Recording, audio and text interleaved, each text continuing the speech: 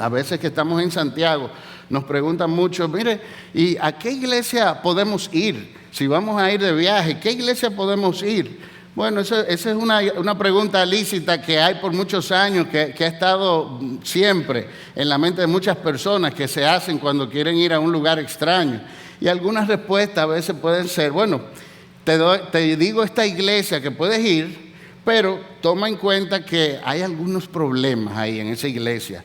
Algunos tienen divisiones entre los hermanos. Y hay algunos que se llevan a los tribunales, a los hermanos, y otros andan como mucho libertinaje, otros tienen inmoralidad sexual, y hay a veces desorden en el culto, y en la cena, ay, no te cuento en la cena, abusos en la cena del Señor, otros se están divorciando, hay 2 hermanas que son muy chismosas, pero esa es la iglesia que mejor te conviene para ir. Así que en esta tarde vamos a ir todos juntos de una manera virtual a visitar esa iglesia. Se llama la iglesia de Corinto. Esa primera de Corinto, que es lo que vamos a estar viendo el día de hoy. Sé que ya hace dos clases el pastor Salvador dio Romanos. Ya vieron el poder del Espíritu Santo llevando el evangelio por todos lados, por Asia, por Europa, a través de los viajes misioneros de Pablo, de una manera portentosa. Y vieron también en la última clase por Rafael Alcántara el libro de Romanos, una hermosa teología de lo que es la justificación, de lo que Cristo hizo en la cruz para justificar a un pecador que estaba muerto y llevarlo a la reconciliación con Cristo. Una epístola teológica maravillosa. Pero lo que vamos a ver hoy es algo muy diferente. Es una carta de Pablo amonestando una iglesia que está sumida en diversos problemas y pecados. Eso es lo que vamos a estar viendo el día de hoy. La primera carta a los Corintios. Algunos tendrán unas hojitas que le pasamos por ahí, donde pueden ver, tienen un espacio para hacer algunas anotaciones y atrás tienen un pequeño resumen de lo que es la epístola, que eso les puede servir cuando vayan a leer la epístola más adelante, y es una manera condensada de entender lo que la epístola habla. Y vamos a estar viendo algunos de estos contenidos en el día de hoy. Ya vieron Romanos, así que hoy nos toca ver Primera de Corintios, dentro de las 13 epístolas paulinas, las 13 epístolas que escribió Pablo. Así que Primera de Corintios la escribió obviamente Pablo. Pablo fue el autor de las 13 cartas que estamos viendo ahora de manera consecutiva, las 13 cartas de paulinas. El lugar la escribió para la iglesia de Corinto, pero la escribió desde Éfeso, o sea que realmente sería desde Éfeso. La fecha fue entre el 53 y el 54 después de Cristo. ¿Y cuál era el propósito de la carta? Bueno, era ordenar una congregación que estaba en pecado y asistirle en cuanto a algunos elementos de doctrina y responderle algunas preguntas que ellos le habían hecho. Pablo estaba en ese tiempo en Éfeso, no podía llegar ahí a Corinto, pero llegaron reportes, le llegó una carta con algunas inquietudes. Le escribieron algunas inquietudes de la iglesia de Corinto, diciendo, mira, ayúdanos con estas inquietudes, y son parte de lo que está en la carta. Pero a la vez de las inquietudes le dan un pequeño reporte de lo que era la iglesia. Y ahí le explican todas las clases de cosas que estaban pasando en la iglesia, así como introducíamos los problemas de las divisiones, los problemas de la inmoralidad sexual, los problemas doctrinales de la resurrección, chismes, toda clase de problemas. Y Pablo entonces escribe la carta, se motiva a escribir esta carta. Dice, ok, yo voy a escribir la carta. Lo primero que voy a hacer es amonestar la iglesia por cada uno de los pecados que están ocurriendo allí y de estas situaciones que están pasando. Y segundo, entonces voy a proceder a escribirle las respuestas a las preguntas que me han hecho. Y eso es prácticamente lo que es la carta.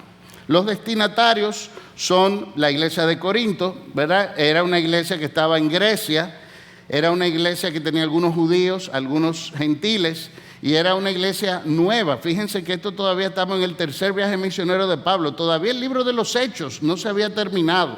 Y ya está Pablo escribiendo una carta a esta iglesia.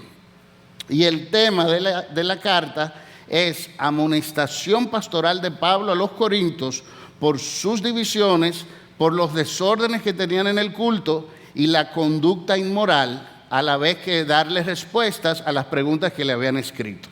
Ese es el tema de la carta. El autor fue Pablo, y vemos en 1 Corintios 16, el versículo 7, que ahí explica un poco cómo era la condición que él estaba. Dice, porque no quiero verlos ahora de paso.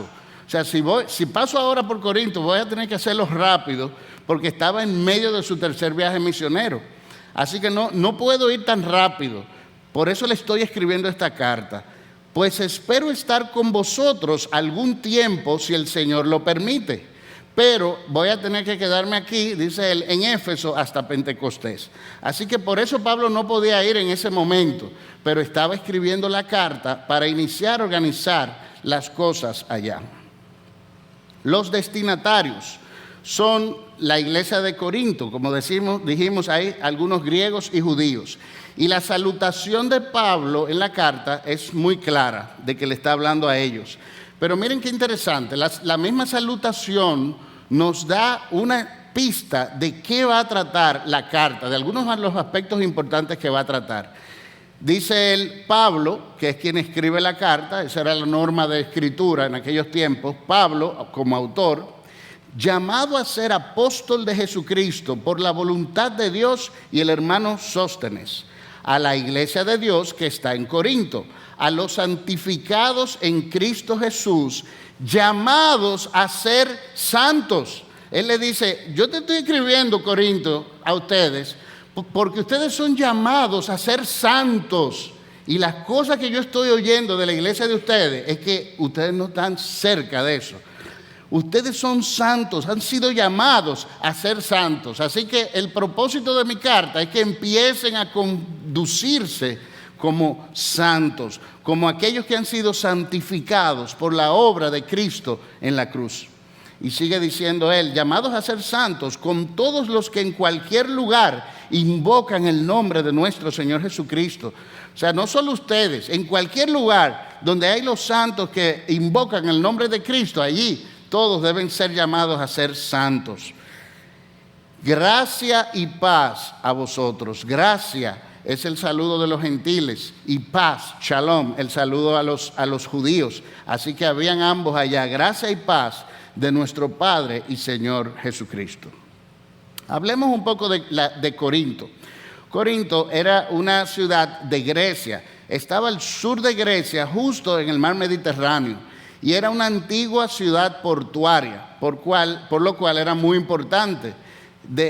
Y Grecia era la sede de la cultura antigua, así que había mucha importancia política y cultural en Macedonia, que era como el norte de Grecia. Pero para poder llegar de muchas partes del mundo era necesario pasar por Corinto, porque ese era el puerto. Si tenías acceso por el mar Mediterráneo, por ahí era que tenían que entrar. Lo cual convirtió a Corinto en una ciudad muy importante, política, cultural, económica y social. Era estratégica para llevar el evangelio por todo el mundo. El Espíritu Santo es el estratega por excelencia, logístico, para la expansión del reino de Cristo y el evangelio por todo el mundo. Así que el Espíritu Santo sabía cuáles eran las ciudades más importantes que tenían que ser iluminadas con el evangelio para que el evangelio pudiera seguir dispersándose por todo el mundo. Corinto era definitivamente una de esas ciudades, porque era el puerto por donde todos llegaban para ir a una de las ciudades más importantes de allá, de la época, que era Macedonia. Así que por eso el evangelio llegó por allá. Y fue fundada en el primer viaje misionero de Pablo en Hechos 18. Hechos 18 habla cómo empezó todo ahí. Dice, después de estas cosas, Pablo salió de Atenas y fue a Corinto.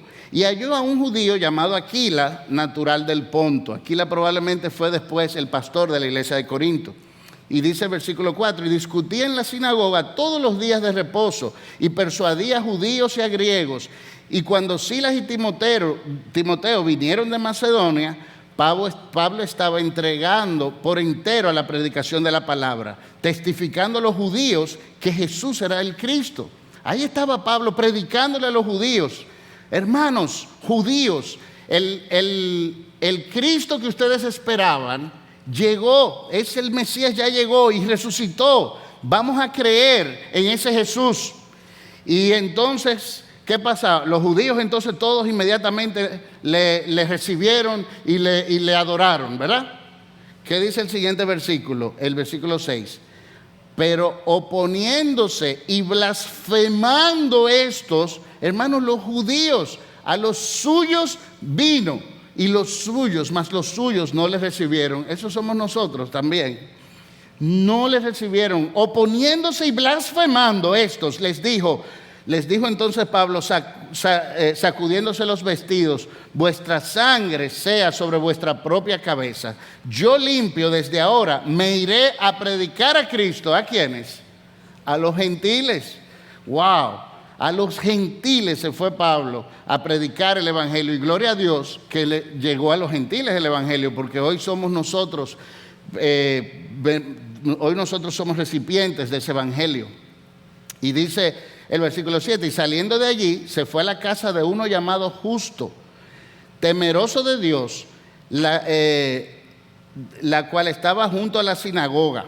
Y Crispo, el principal de la sinagoga, creyó en el Señor con toda su casa, y muchos de los corintios, oyendo, creían y eran bautizados. Así empezó la iglesia de los corintios, en ese viaje misionero de Pablo, en su primer viaje.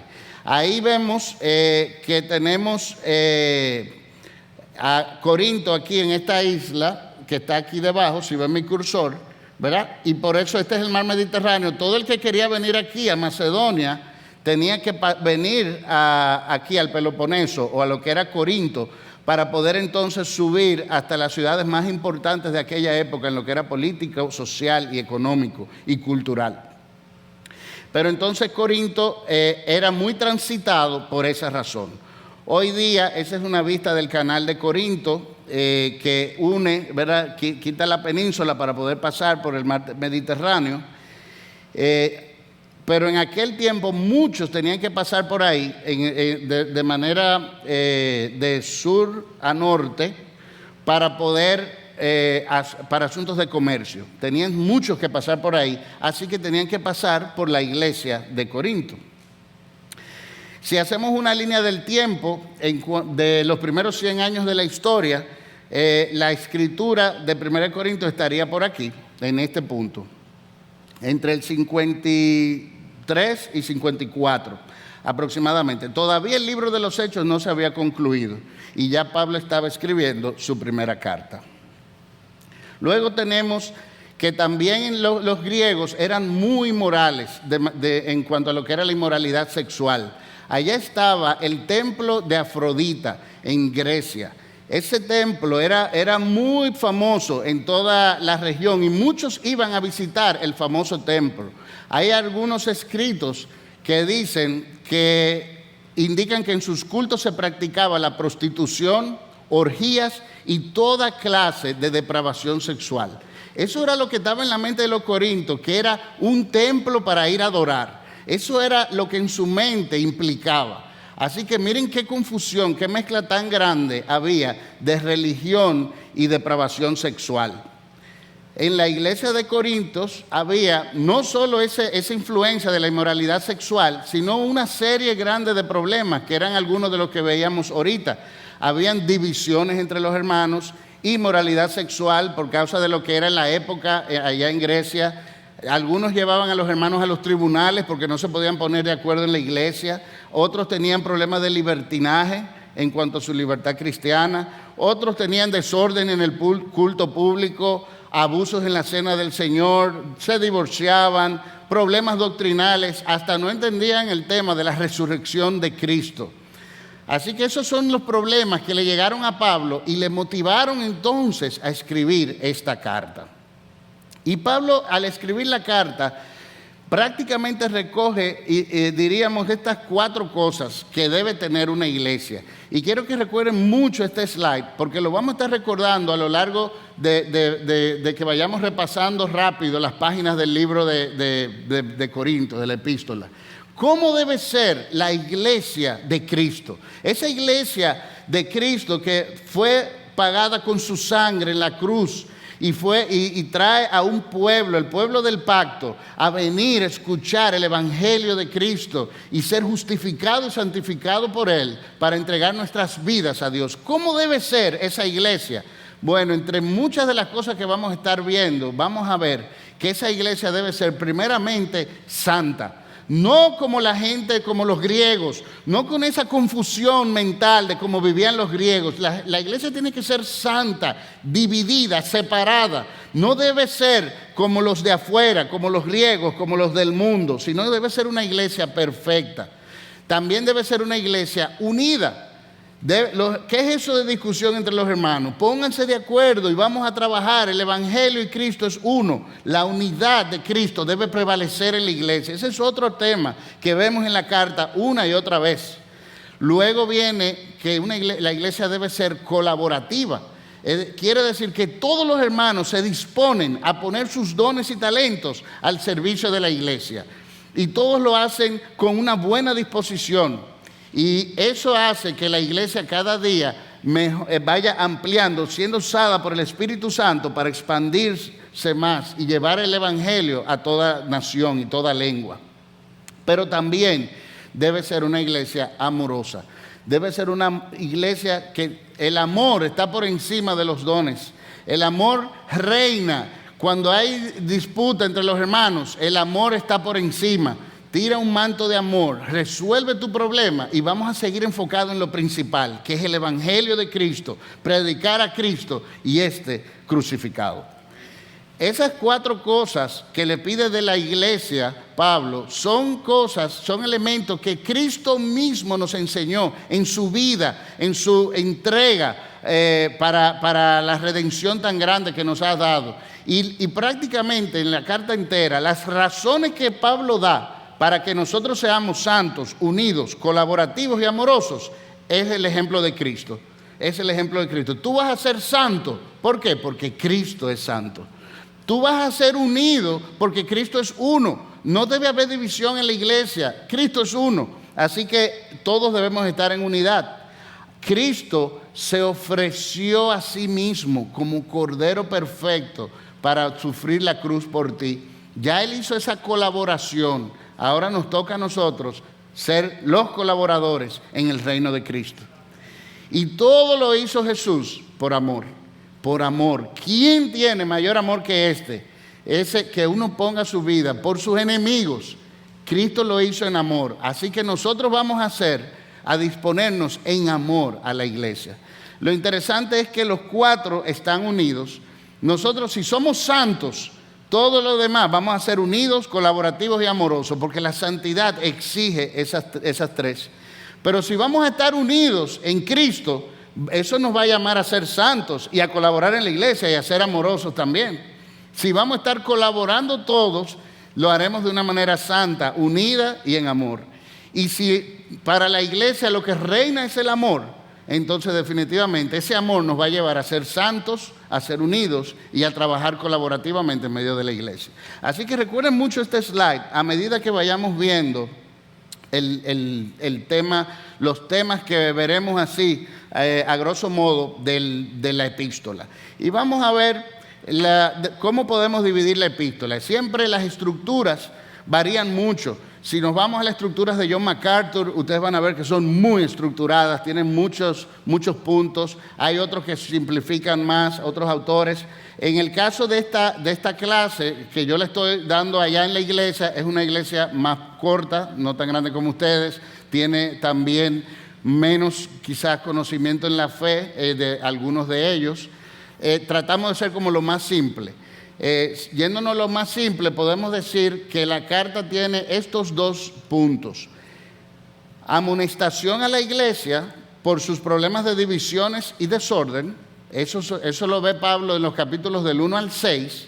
Y después del 7 al 16, la respuesta de Pablo a esas interrogantes que le mandó la iglesia de Corinto. Esa carta que le mandaron, mira Pablo, tenemos inquietudes de algunas cosas, ayúdanos. Y Pablo coge y le responde. Después que lo amonesta por su división y por su desorden en la iglesia, entonces le manda las respuestas a la iglesia de esas preguntas que habían hecho. Pero el primer punto también lo podemos dividir en dos. Del 1 al 4, la división en la iglesia, y del 5 al 6, desorden en la iglesia. Así que lo vamos a estar viendo así también a lo largo del estudio. Así que vamos a ver primero las divisiones en la iglesia. Divisiones en la iglesia. Y vamos ahora a ver, hermanos, mientras vayamos viendo, vamos a ver una iglesia llena de pecados, llena de muchas situaciones, y que no sea el espíritu de nosotros ir, mira cómo eran esos corintios, nosotros no somos así, mira qué malos eran, qué desorden tenían en la iglesia, mira nosotros, qué buenos somos. Ese no es el espíritu de la carta. En su misericordia, el Señor nos dejó esta carta para que nosotros no pasemos por los mismos errores que pasó esa iglesia. La forma de venir es una forma de humillación y de decir, Señor, líbrame de llegar a estas cosas, líbrame de ser así. ¿Y quién se encuentra libre de pecado en muchas de estas cosas que estamos viendo? Así que realmente, si el Señor fuera a escribir una carta de amonestación a cada uno de nosotros, estoy seguro que sería mucho más fuerte que la carta de Primera a los Corintios. Así que el espíritu tiene que ser, vamos a venir en humildad, a entender qué les dejó dicho el Señor, para entonces nosotros trabajar activamente para entonces mejorar esos aspectos y tener una iglesia que sea santa, perfecta, unida, que sea amorosa y colaborativa. Primero, habían divisiones en la iglesia, de los capítulos 1 al 4. Y Pablo, para tratar y amonestar este tema de las divisiones, lo hace en estos 3 pasos. Dice, primero expone el problema, luego explica el problema y por último trae una exhortación final. Así que empieza primero con la exposición del problema y dice en 1 Corintios 1:10, os ruego pues, hermanos, por el nombre de nuestro Señor Jesucristo, que habléis todos una misma cosa y que no haya entre vosotros divisiones, sino que estéis perfectamente unidos en una misma mente y en un mismo parecer. Así le dice, hermanos, déjense de esas divisiones, déjense de esos pleitos en la iglesia. Lo importante aquí es predicar el Evangelio de Cristo. Dejen la disensión y vamos a trabajar unidos en la fe. Ese es el mensaje principal que Pablo le está dando a los corintios. Así como Cristo es uno, su iglesia debe estar unida. Y una vez más, recordemos, la unidad es una de las cosas que nos pide, de los temas principales de la carta. ¿Y por qué vamos a ser unidos? Porque Cristo es uno. Esa es la razón. Cristo es la razón de todo lo que Pablo le está pidiendo a los hermanos en la iglesia. Y Pablo empieza a explicarnos un poco mejor, para beneficio de los que no vivíamos en la iglesia de Corinto, qué era lo que estaba pasando ahí, porque era que algunos estaban divididos. Bueno, aunque todos sabemos que hay un solo evangelio, que es de Cristo, habían algunos que se estaban creando bandos dentro de la iglesia, ¿verdad? Uno decía, no, yo soy de Pablo, y otros, no, yo soy de Apolos, y otros, yo soy de Cefas, y ahí se venían a poner bandos, no, porque Pablo vivió mejor en los tiempos de la fe, y fue el mismo Cristo que lo llamó. No, pero es que Apolo predica más bonito, y el otro no, es que Cefas es más bueno en consejería, me gusta Cefas. Y así se fueron haciendo bandos y se dividió la iglesia, a nivel de que estaban bien divididos, en bandos fuertes. Y viene Pablo y le dice, hermanos, no es que uno es de Pablo y otro de Cefas. Cristo es uno y a ese es que debemos seguir. Hay un solo evangelio, no se pongan a estar mirando bandos. Un solo evangelio, Jesucristo y este crucificado. Para los judíos eso sería tropezadero, ese evangelio, ¿verdad? Lo vimos cuando sacaron a Pablo los judíos y no quisieron recibir el evangelio. Para los gentiles, locura. Ese es el evangelio que estamos predicando. Uno que es tropiezo para los gentiles, locura, tropiezo para los judíos, locura para los gentiles. Pero para los llamados, ¿qué es este evangelio? Es poder de Dios y sabiduría de Dios. Eso es el evangelio para los llamados. Así que no tienen que estar peleando en que si son de Apolos o de Pablo o de Cefas. El evangelio y Cristo es uno. Y hace aquí una alegoría, en Corintios 3, en 1 Corintios 3, mientras está dando esta exhortación de la división, y explica un poco mejor cómo es que colaboramos en la iglesia, cómo es que los líderes y los hermanos colaboran en la iglesia. Así que viene él a explicarle, porque nosotros somos colaboradores de Dios, o sea, tanto Pablo, Cefas, Apolo, somos colaboradores de Dios. Y vosotros sois labranza de Dios, edificio de Dios. Y aquí pone a la iglesia como si fuera un edificio, ¿verdad? La iglesia es un edificio donde todos colaboramos. Recuerden, colaboración es una de las 4 cosas, ¿se acuerdan? De las 4 cosas importantes, colaboración. Y dice, eso es lo que somos, colaboradores. Conforme a la gracia de Dios que me ha sido dada, yo como perito arquitecto puse el fundamento y otro edifica encima, pero cada uno mire cómo sobreedifica. Hermano, mira cómo tú sobreedificas. ¿Cómo está tu colaboración con la iglesia? ¿Cómo tú también, al día de hoy, nos ha tocado poner un ladrillo en este edificio? ¿Cómo está haciendo tu obra? Es lo que está diciendo Pablo. No te pongas a ver de qué bando tú eres, porque es un solo edificio y tú estás colaborando también. Así que en vez de estar mirando que si eres de Pablo, de Cefas, ponte a ver cómo tú colaboras. Porque nadie puede poner otro fundamento que el que está puesto, el cual es Jesucristo. El edificio de la iglesia, el fundamento es Cristo. Los apóstoles empezaron a colaborar encima de él. Pero dice el versículo 12, y si sobre este fundamento alguno edificare oro, plata, piedras preciosas, madero, heno o hojarasca, aquí vemos que todos que colaboran con un material diferente. Los primeros materiales son materiales más buenos, ¿verdad? Piedras preciosas, oro, y después va bajando la calidad de los materiales, ¿verdad? Y va bajando a piedras preciosas, madera, heno, hojarasca. Y dice, la obra de cada uno se hará manifiesta porque el día lo declarará, pues por el fuego será revelada.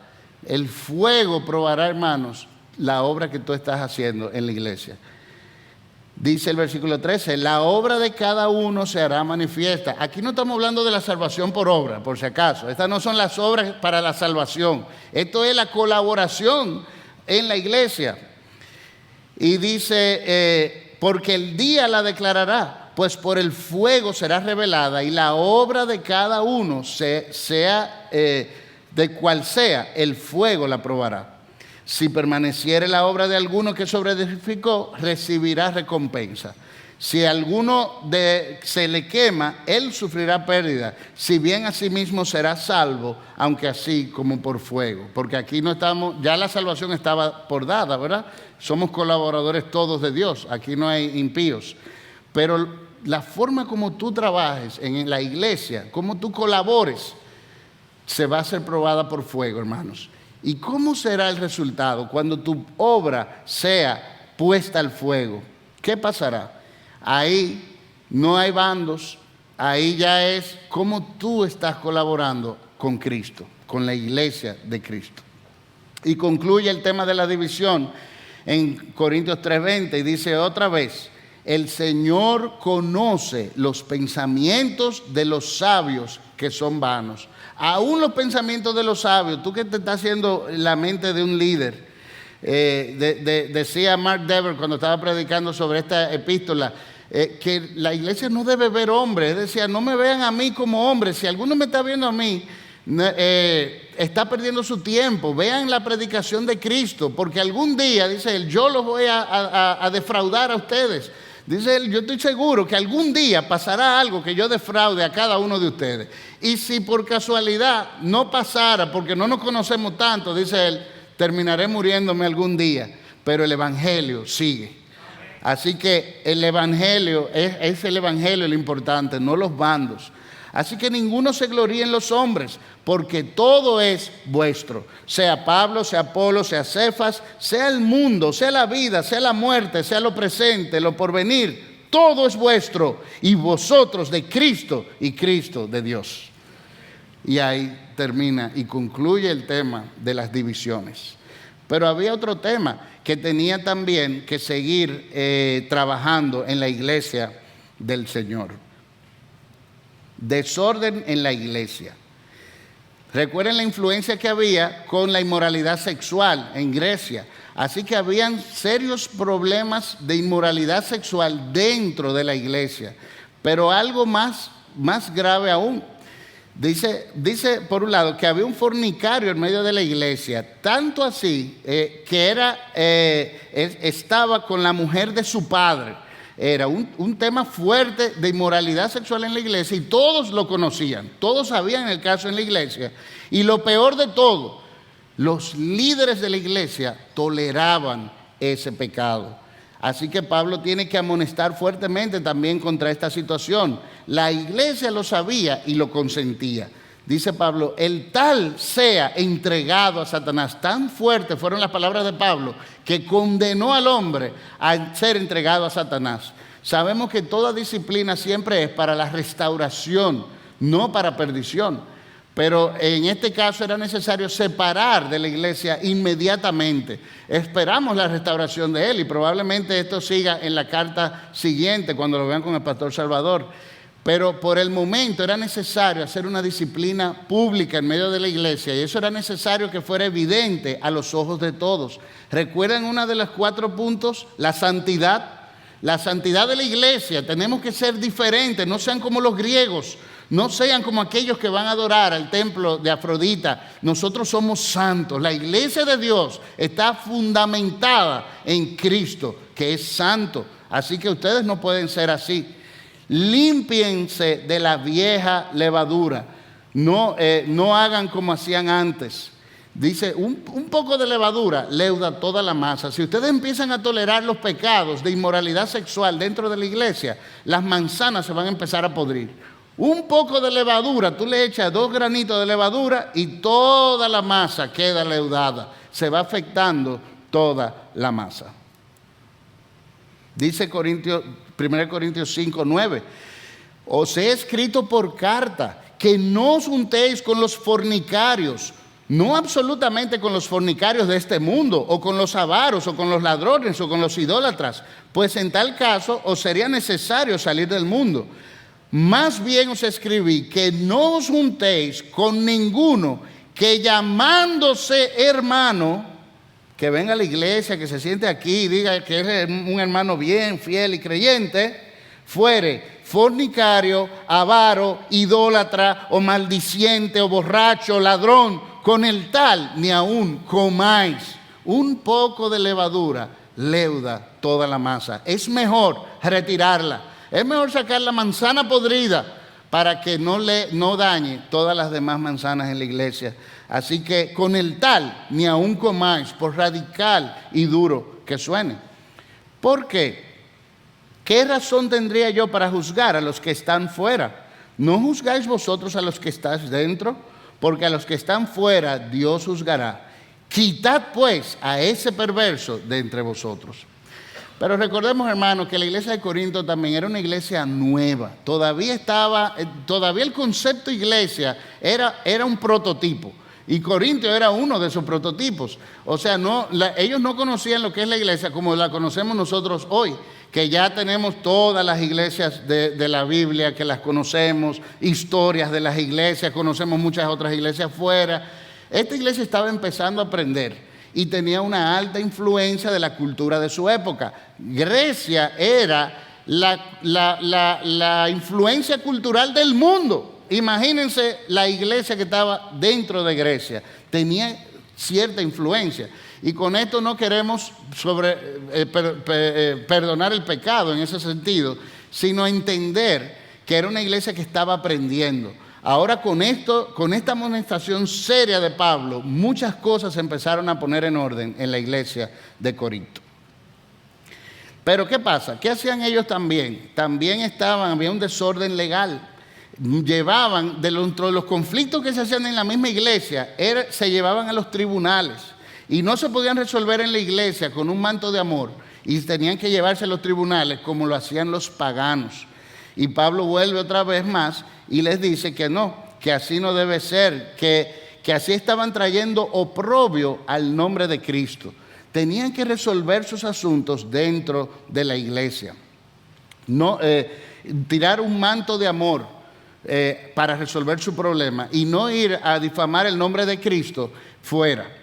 Recuerden, una iglesia amorosa, la iglesia también tiene que ser amorosa. En puntos difíciles como estos, también tiene que ser tirar un manto de amor. ¿Por qué? Porque ¿de qué sirve pelearnos unos a otros si ahí estamos difamando el nombre de Cristo? Lo más importante no es el evangelio. Entonces vamos a resolver el problema aquí, en la iglesia.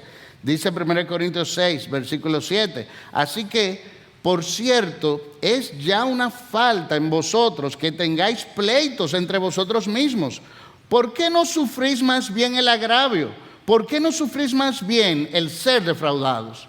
Yo te pregunto, hermano, ¿Cristo no sufrió más por ti? Entonces, vamos a sufrir el agravio nosotros y perdonar y tirar un manto de amor, olvidar y seguir enfocados en lo que tenemos que enfocarnos, el evangelio de Cristo. Pero vosotros cometéis el agravio y defraudáis, y esto a los hermanos. ¿No sabéis que los injustos no heredarán el reino de Dios? No erréis, ni los fornicarios, ni los idólatras, ni los adúlteros, ni los afeminados, ni los que se echan con varones, ni los ladrones, ni los avaros, ni los borrachos, ni los maldicientes, ni los estafadores heredarán el reino de Dios. Y esto éramos algunos de nosotros, mas ya habéis sido lavados, ya habéis sido santificados, ya habéis sido justificados en el nombre del Señor Jesucristo y por el Espíritu de nuestro Dios. Cristo pagó esa culpa en la cruz. Más allá, tú le hiciste más a Cristo que lo que cualquier hermano te puede a ti hacer en esta vida. Aprendamos a perdonar, aprendamos a tirar un manto de amor, porque ese mismo amor, por ese mismo amor fue que nosotros fuimos salvados de tener una irremediable muerte espiritual y una larga condena en el infierno. El amor de Cristo fue que nos restauró y nos justificó y nos santificó para ahora venir a tener vida eterna en Él. Y ahora tú no le vas a perdonar a un hermano tuyo y vas a difamar el nombre de Cristo por no ponerte de acuerdo con Él. Y dice Pablo, no, vamos a ponernos de acuerdo, hermano. No llevemos esto a esos límites tan lejanos. Pero siguen los desórdenes en la iglesia. Había mucho desorden carnal, seguía la inmoralidad sexual. Algunos de los hermanos de Corinto vivían en esa inmoralidad sexual. Y sigue Pablo diciendo, la santidad ante todo, separados, no sean como los griegos. Se unían a las rameras, deshonrando sus propios cuerpos y el cuerpo de Cristo. Después de haber sido honrados, porque Cristo es la cabeza del cuerpo y nosotros somos templo del Espíritu Santo, nosotros somos el cuerpo de Cristo. Dice Pablo, y tú siendo el cuerpo de Cristo, te llegas a una ramera. Dice ese versículo, quitaré pues los miembros de Cristo y los haré miembros de una ramera. Eso es lo que están haciendo ustedes, lo que están haciendo esto. Dice Pablo, de ningún modo. Volvemos a los mismos 4 puntos, santidad. ¿Se acuerdan? La iglesia debe ser santa. 1 Corintios 6, 18. Dice, huid de la fornicación. Cualquier otro pecado que el hombre cometa está fuera de su cuerpo, mas el que fornica contra su propio cuerpo lo hace. Nosotros que somos templo del Espíritu Santo, ese templo que ya no era el tabernáculo ni el templo de Jerusalén, ahora somos nosotros. Entonces estamos nosotros llegándonos a una ramera, dice. No, eso está mal, eso no es santidad. ¿O ignoráis que vuestro cuerpo es templo del Espíritu Santo, el cual está en vosotros, el cual tenéis de Dios y que no sois vuestros? Porque habéis sido comprados por precio, glorificad pues a Dios en vuestro cuerpo y en vuestro espíritu, los cuales los dos son de Dios. En aquellos tiempos había una doctrina del dualismo, que decía todo lo que es el cuerpo es malo y todo lo que es el alma es bueno. Así que ya que el cuerpo es malo, vamos a hacer con el cuerpo lo que sea, que no importa, y con el alma entonces vamos a ponernos a estudiar asuntos filosóficos. Ese era el dualismo. Y creían que con eso eran más superiores que los demás. Dice Pablo, no, De Dios es tanto el cuerpo como el alma. Y ustedes van a honrar y ser santos delante de Cristo, tanto en su cuerpo como también en su alma. Así dice Pablo, para tratar el tema del desorden inmoral. Y así amonestó Pablo todos los desórdenes que había recibido de la iglesia. Antes de pasar a los siguientes puntos, que son las respuestas de las preguntas, quiero hacer un pequeño trivia que a veces hago allá cuando doy estas clases, para medir un poco cómo está la audiencia. Y ustedes, si usted se sabe la respuesta, usted nada más levanta la mano, y yo tal vez coja alguno o algunos. Ustedes en este trivia me van a completar el texto que aparece. 1 Corintios es famoso por muchos textos icónicos que son sumamente usados en muchas aplicaciones. Ustedes lo van a ver, algunos de estos son esos textos icónicos y famosos. Y ha sido, se usa, bueno, para la Santa Cena siempre se lee 1 Corintios, para hablar del amor se lee 1 Corintios, en las bodas. Muchos textos aparecen en 1 Corintios. Yo quiero que ustedes me ayuden a terminar las frases, 3 a 5 palabras que me faltan de algunos de estos textos icónicos. Si pues coméis o bebéis o hacer otra cosa, hacedlo todo. ¡Wow! Pero ustedes son muy buenos. No puedo contarles cómo es en la iglesia donde yo doy esto. Son más tímidos, vamos a decir. Ok, otro. Muy bien, lo hicieron muy bien, para la gloria de Dios. Siguiente. Y si repartiese todos mis bienes para dar de comer a los pobres, y si entregase mi cuerpo para ser quemado y no tengo amor, de nada me sirve. Muy bien, hermano, tan duro en 1 Corintios. Y por último, no erréis, las malas conversaciones corrompen. Muy bien. Ven que 1 Corintios tiene muchos textos icónicos, muchos, y esto es solo una muestra, la verdad que son muchos, muchos más. Ok, vamos a pasar ahora a ver, ya vimos las divisiones en la iglesia, ya vimos ese tema, la amonestación de Pablo primariamente por las divisiones en la iglesia, luego amonestación de Pablo por el desorden inmoral, legal que había en la iglesia, ¿verdad? Y ahora viene a contestar 6 preguntas que los hermanos de Corinto le habían enviado. Mira, Pablo, tenemos duda del Evangelio, ¿verdad? Tenemos duda de las Escrituras. En ese tiempo tenían las Escrituras del Antiguo Testamento. Y le hacen 6 preguntas, vamos a decir. Y a partir del versículo 7 al versículo 16, empieza Pablo a responder esas dificultades de la iglesia. Así que Pablo responde ampliamente y aprovecha la carta para traer también la amonestación previa que le dio. O sea, el propósito de la carta originalmente era responder estas preguntas, pero Pablo aprovecha ante las cosas que había oído de Corinto y regula las divisiones, el tema de las divisiones y la desobediencia y la inmoralidad. Entonces, vamos a ver de las preguntas que le hicieron. Hay al menos 6 tipos de preguntas. La primera tiene que ver con los matrimonios y los divorcios. Otra tiene que ver entre la libertad y el libertinaje. Otra tiene que ver con las mujeres y el orden de la adoración en la iglesia. Otra tiene que ver con los dones espirituales y la iglesia. Otra tiene que ver con el tema de la resurrección, la muerte y la resurrección, no entendían bien la doctrina. Y por último, habían también algunas dudas en cuanto a las ofrendas de los santos. Así que vamos a ver primero los problemas matrimoniales. Habían problemas de divorcios en Corintios y habían algunos que no se querían casar. Y otra vez vemos ahí la amplia influencia griega en la cultura de la iglesia, de tener matrimonios distorsionados, matrimonios con problemas. Y muy probablemente muchos de esos problemas eran por inmoralidad sexual de algunos del matrimonio. Muchos no se querían casar para poder tener sus vidas como ellos querían y poder alimentarse como la cultura griega. Así que había mucho de esto en la iglesia y Pablo les escribe las características de los roles que debe tener cada pareja. Y dice que es Dios que nos pone en cada una de las condiciones que nosotros tenemos. Dios es que si tú estás soltero, fue Dios que te puso así. Si tú estás casado, fue Dios.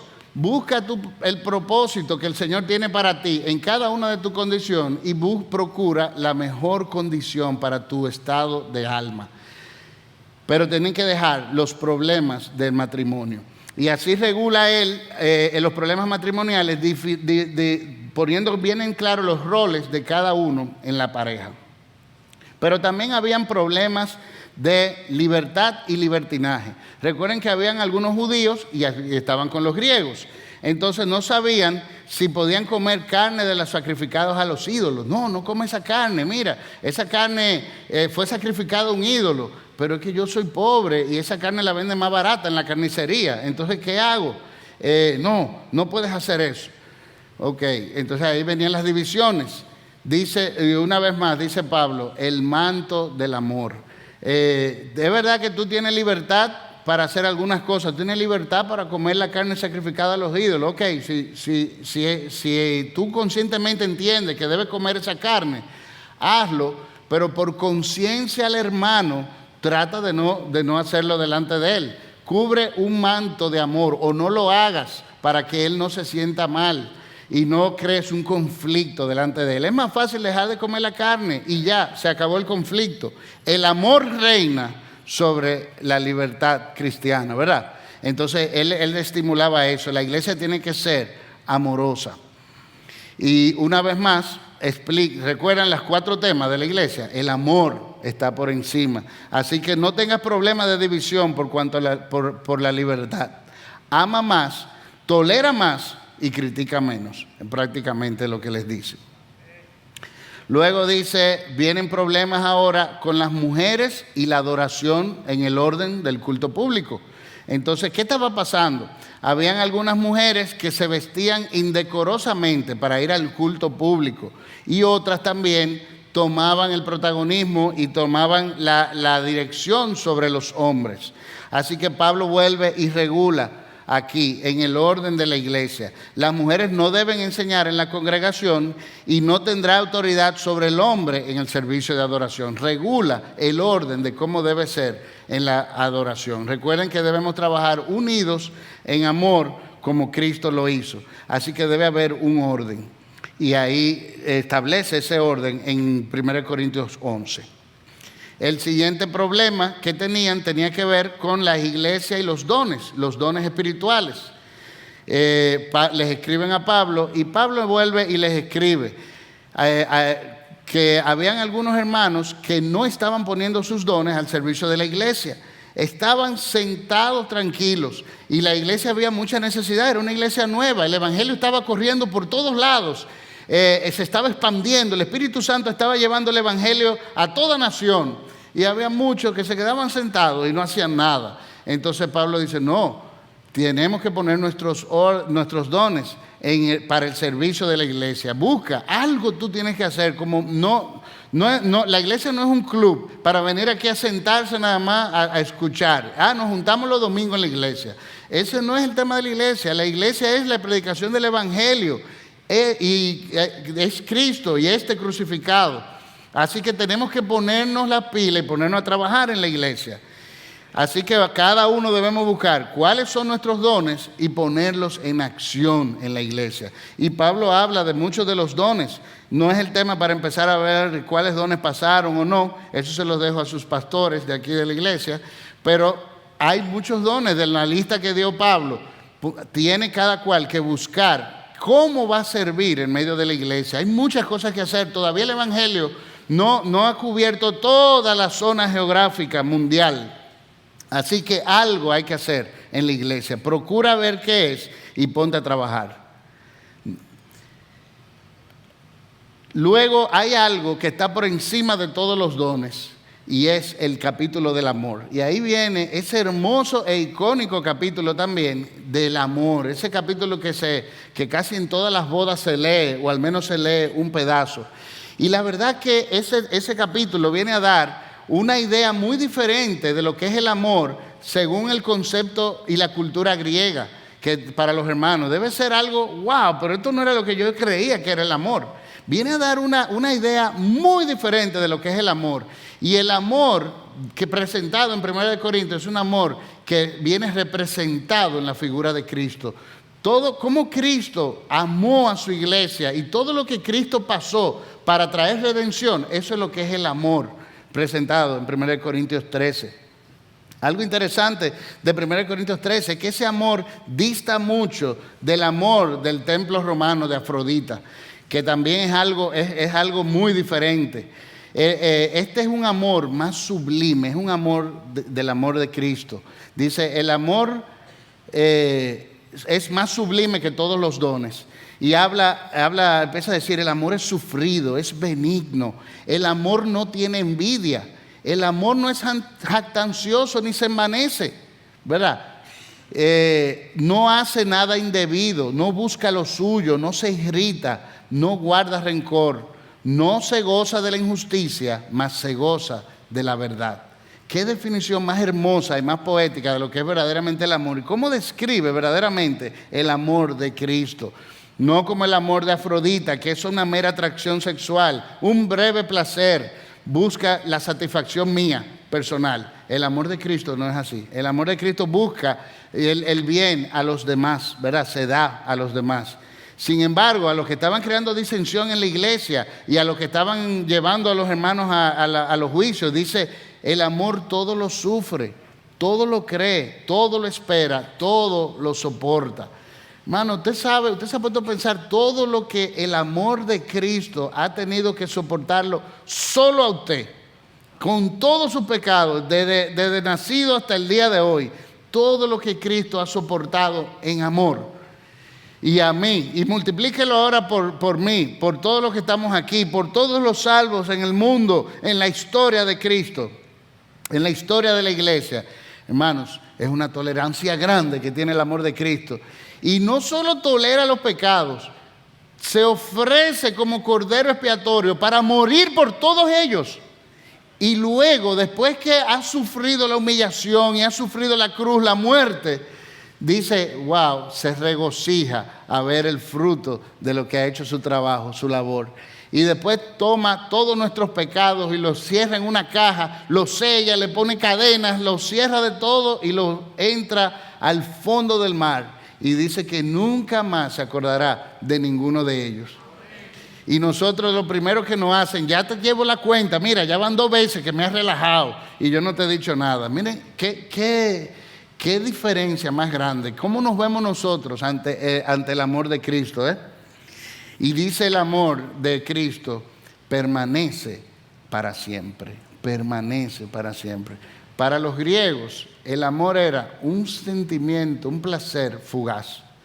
El amor de Cristo permanece para siempre. Pero ese permanece para siempre, hermano, es literal, para siempre. O sea, eternamente amados. Los que éramos enemigos, ahora nos sentamos a la mesa del Rey y reinamos con Él para siempre. Qué amor más grande y más bendito,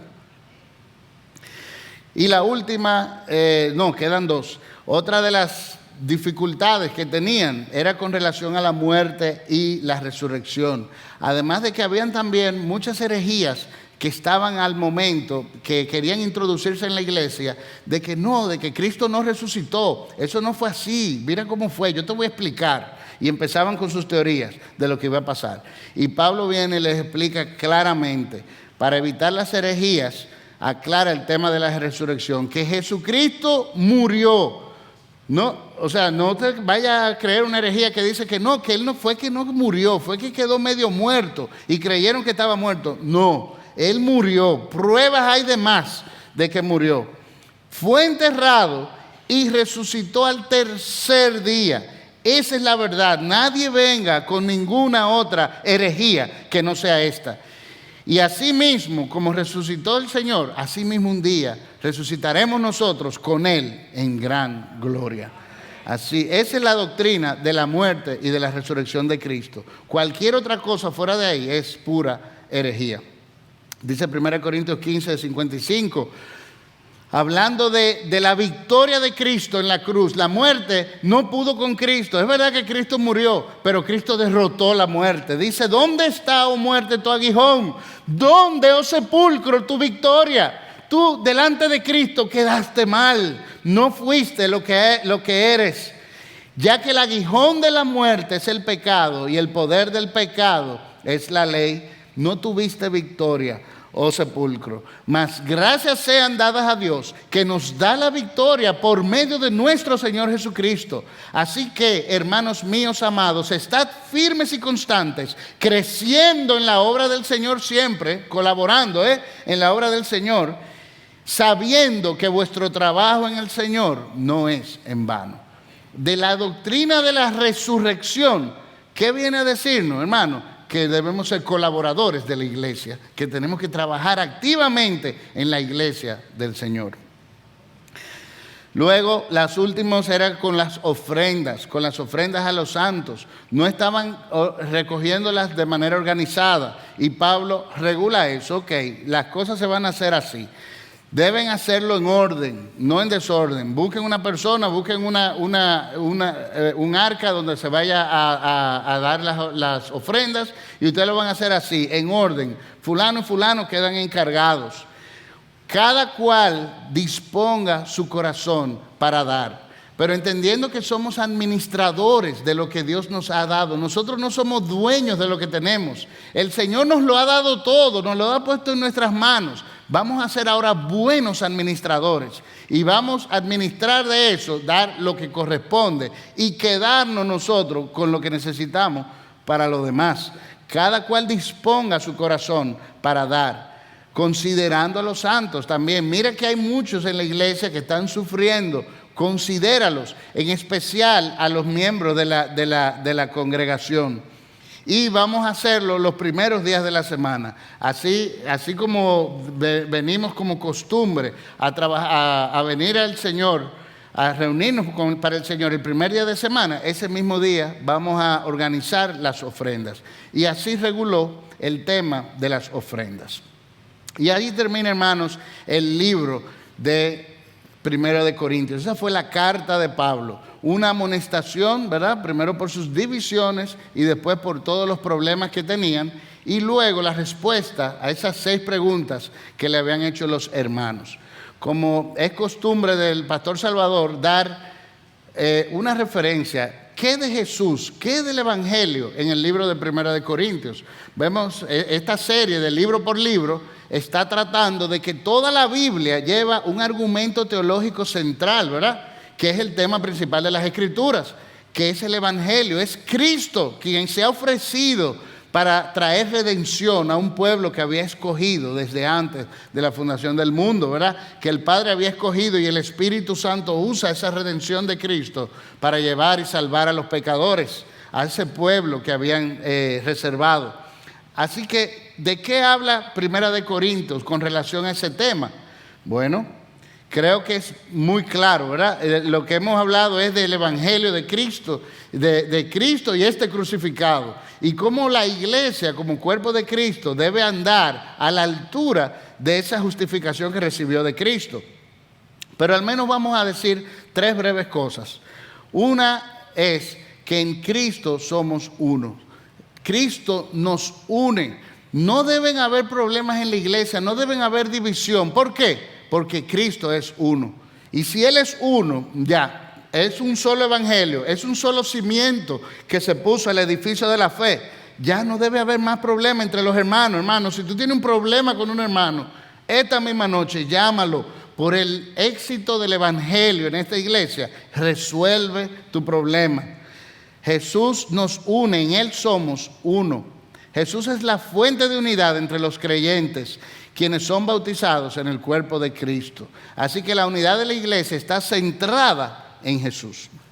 Pero 2, Cristo es la cabeza de la iglesia también. Esa iglesia que debe ser unida, santa, colaborativa y amorosa.